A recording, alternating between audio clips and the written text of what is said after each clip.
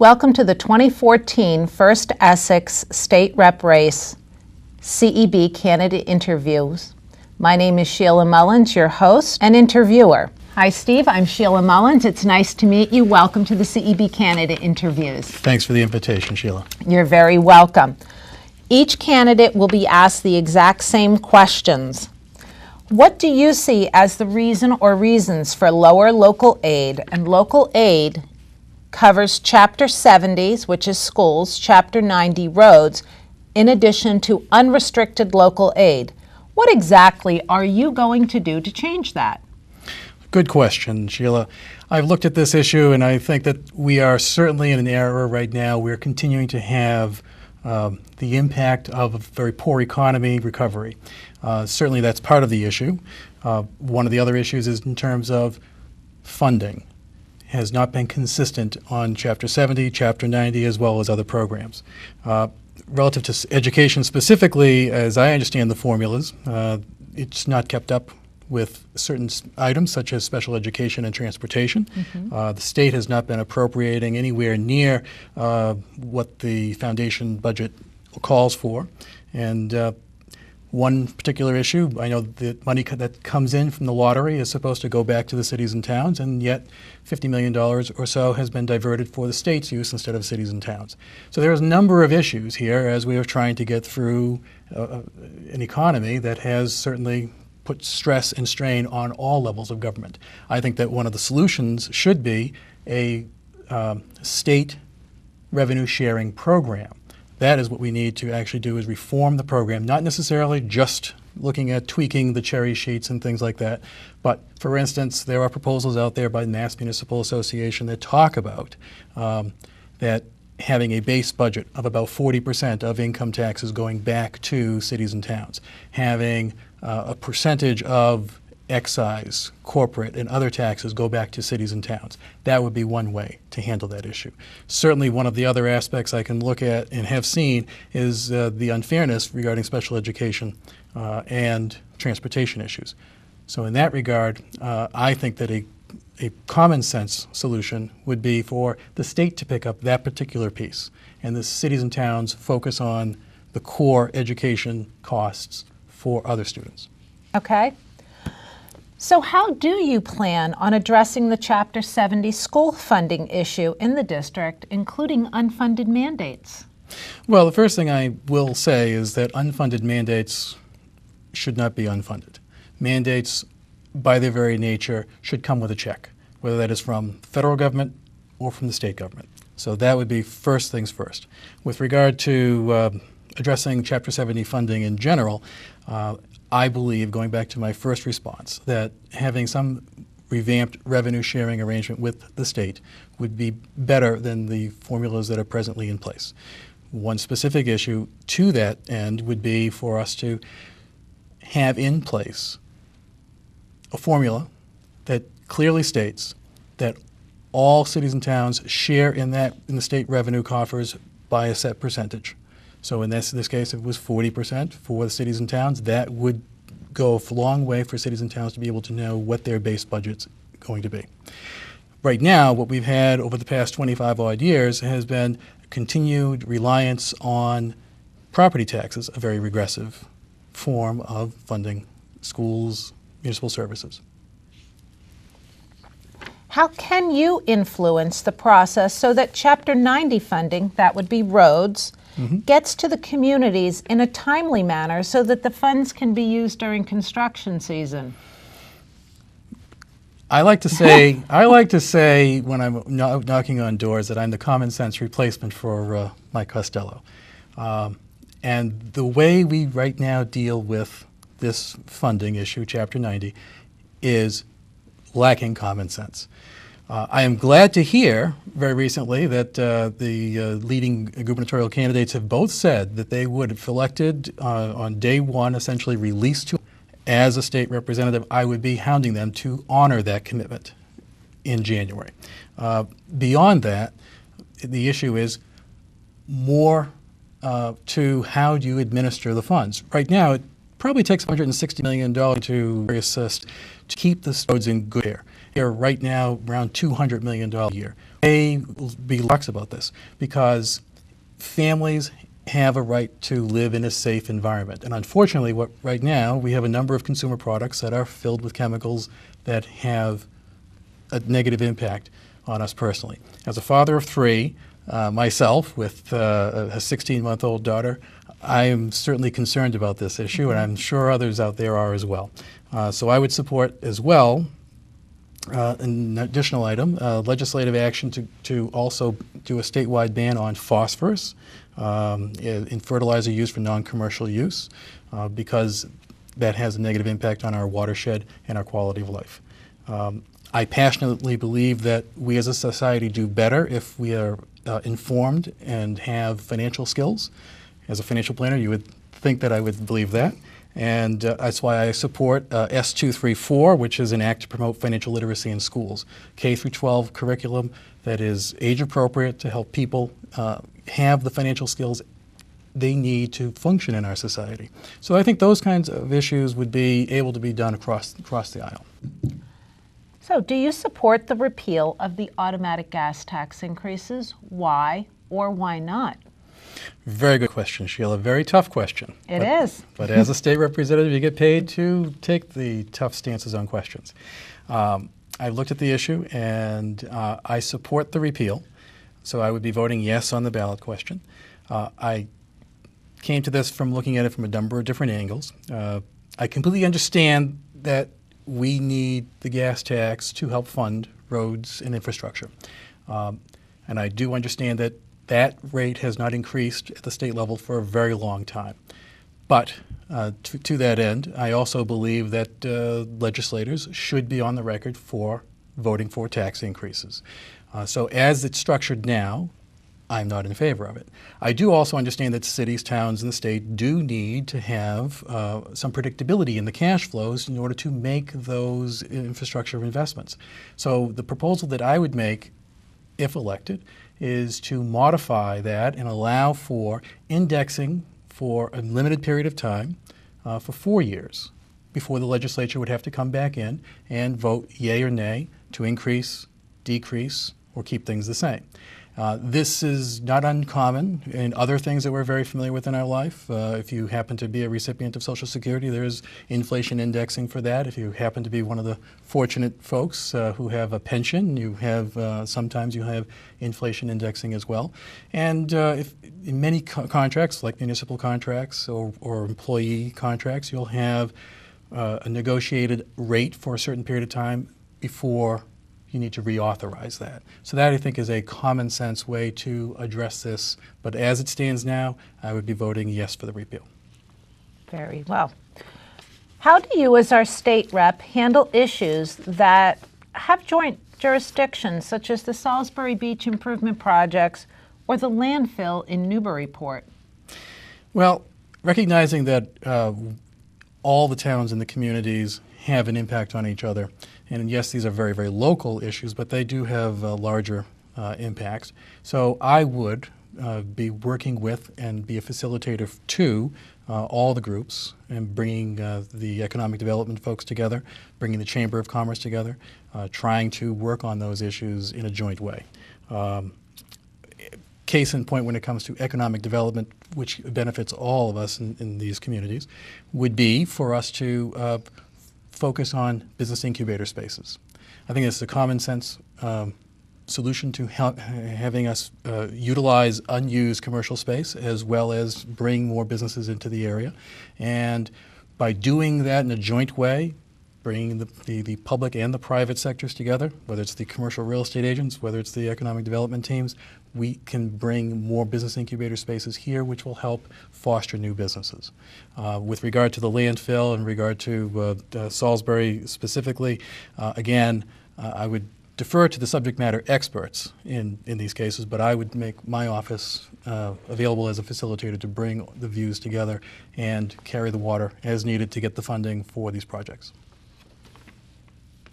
How do you plan on ensuring that you bring transparency to Massachusetts? Well, that's a very good question as well, which I've addressed on my website at teamstevestang.com, where I've talked about how we need to have an open government. Many years ago, viewers may recall, when Ross Perot ran for president, he talked about town halls, electronic town halls. Now we actually have the vision to do that. We have the technology to do that. And so I would be in favor of broadcasting committee meetings. Some committee meetings are as well right now doing that. I would make that information available. I would also poll residents using technology on how they feel about particular issues. I've also come out in favor of the bipartisan Rule 28 Coalition's recommendation, which would allow for a simple majority vote to approve things in the State House, as opposed to supermajorities. We've seen what that has done in the U.S. Senate, and that has brought government to a standstill. Nothing has gotten done, and I think that's the problem. People are turned off by politics because nothing gets done. And by adopting that simple rule, we can at least have assurance that we're not going to be in a finger-pointing, deadlocked kind of government. So would you be in favor of making the legislature subject to the open meeting laws? I believe that they should be. Okay. Honestly, if we're trying to provide transparency in our process, as an independent financial planner, I have a duty to be transparent to my clients, and so I think that it's just common sense to make that available as well.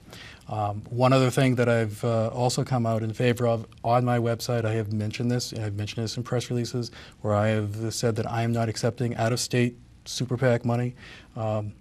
May not seem like a big deal now, but it can be because of issues that are going on at the national level that are being hijacked by large funded organizations.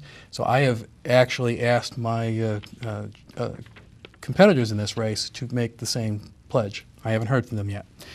So I think that that is one other way to help keep things transparent, because voters should know where the money is coming from. You should know whether or not your state representative or your state senator is going to be beholden to moneyed interests or to your interests. The proliferation of drugs in our area and throughout the Commonwealth has become a huge issue, along with the overdosing. What do you think the root cause or causes of this problem is, and what specific steps do you propose to address this growing problem? I've looked at this question actually when I was knocking on doors in Amesbury, as well as in Salisbury and Rings Island. This came up quite a number of times. And it is an issue that is not specific to any one socioeconomic class. No, it's not. And to think otherwise is not to be broadly thinking about this. We have a problem, I believe, because we have a pill culture in this country. Big Pharma tends to push that. The medical establishment tends to push that. If you go to a dentist, you go to a doctor, and you have pain, you're provided with certain pills, and sometimes the quantity sits in you don't use, and it sits in your cupboard for a very long time. It becomes accessible easily for folks, such as children, as well as adults, to get access to this. And once you get hooked on these opiates, you end up trying to find a replacement if you can't find the prescription drug. So that, plus the fact that heroin in of itself has become much more pure, I'm told by the DEA report that I read. So you have about 70 to 80% purity in heroin these days versus a 2 or 3% that may have been in the case of 1970s. So it's easier for people to get high and easier for them to overdose. So obviously, from a public safety point of view, the adoption of Narcan by first responders is, I think, a very critical, not addressing the root cause. The root cause goes back to the opiate culture that we have. But imagine, believe it or not, that if you go to medical school, there's very little that's covered in terms of pain management classes. And yet, the doctors are relying upon the big pharma sales rep who walks in the door promising a pill, and that becomes very easy to write a script. So that starts with education at the professional level. The other thing is an outright ban on OxyContin. That would be one thing. It certainly would put a pinch into the bottom lines of Big Pharma or some of my clients who are investors in those kinds of things. But we have a broader requirement and duty to society as a whole, not just to the bottom line for Big Pharma. So for those patients that the only thing that does provide relief is oxycodone, how do you plan on telling them that now they can't have that? That can be more regulated in that regard for those cases. We also have the opportunity for medicinal marijuana, and I'm not certainly an expert on this, but that's certainly an option as well, and that doesn't offer anywhere near the danger that opiates have. Do you support the House-approved legislation to provide in-state tuition to illegal immigrants or those who are undocumented? Why or why not? Yes, I do. And I believe that supporting the legislation essentially allows us to help individuals become part of the middle class. It helps them gain a foothold here and become productive citizens, productive taxpayers in our society.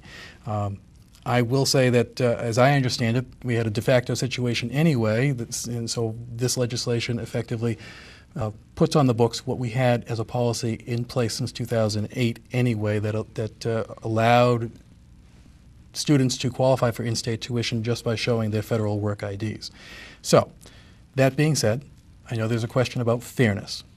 And I believe it is actually fair for us to invest in public higher education. Why? Because it becomes a way to help people get into and stay in the middle class, and that's what my candidacy is all about.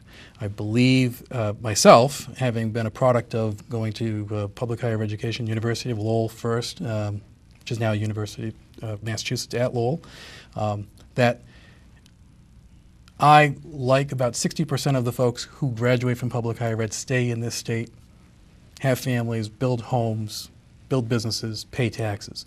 So to foreclose this option for those people who might have come to this country as children would be a long-term harm for our society. Do you or do you not support the idea of showing ID to vote? Why or why not?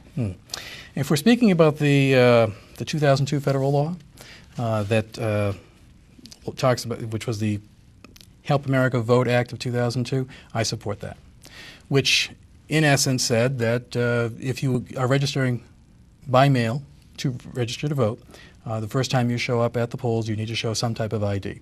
Not necessarily a photo ID, but some type of ID. And it just seems to make common sense in our society. We transact business all the time using some type of ID, and as I understand that law allows for folks to use a utility bill, use a picture ID, use some other type of piece of mail with your address on it. And I think that only makes sense. In the aftermath of the verdict of July 25th, with Commissioner of the Probation Department was convicted of providing illegal gratuities to members of the legislature, in your opinion, what should the legislature do to ensure that no other agency has a rigged hiring system?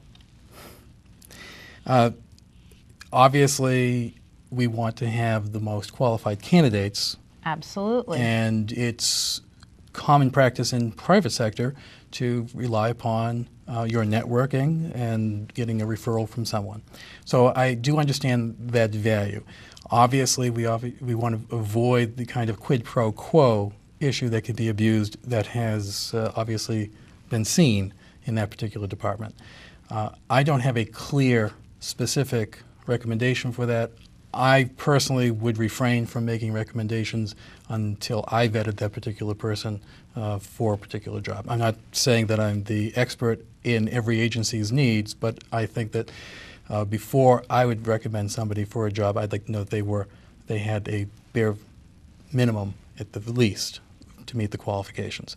So I think that at the very least we should consider putting a restriction on the number of hires that come through state legislators. Very well. Thank you. This concludes this episode of the CEB Candidate Interviews. I thank you so much for your time. Thank you. Thank you for coming. I appreciate it. Thank you. As do all the voters out there.